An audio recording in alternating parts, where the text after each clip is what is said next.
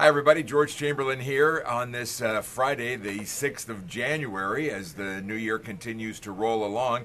And this week we've had a lot of news out about the job market, but it's capped off today by the official report from the Department of Labor.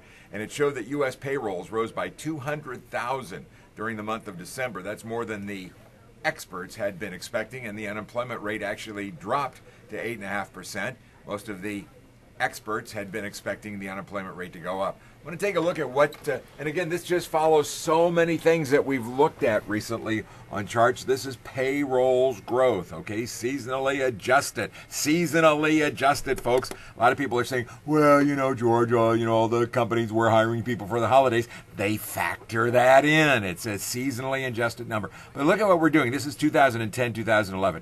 We started off 2010 with a lot of activity. We saw that payrolls were going up very nicely. And then, whoa, look at that.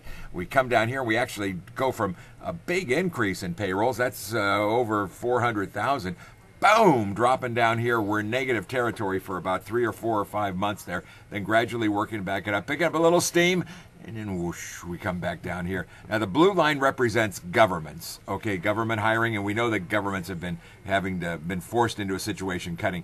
The sort of reddish brown line is the private sector, and the darkest line is overall employment. So here we come over here to this past month. We see that payrolls were up by 200,000.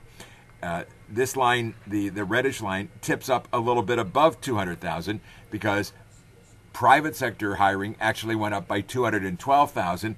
But down here, this little blue line dripping below the zero mark shows that governments cut another 12,000 jobs during the month. So that's how we come up with this net of 200,000. I don't care. It's a good number. It's a very good number, and it is a continuation of the trend that we've seen. 1 month does not make a trend, but we've been seeing steady improvement in here, and I think it's going to continue that way. I'm not going to suggest that in any way, shape, or form these numbers are manipulated, but it would not at all surprise me to see by election time in November the unemployment rate below 8%. That's something that's been talked about a lot. Watching Your Dollars, I'm George Chamberlin. Have a good weekend, everybody. All right. Will do.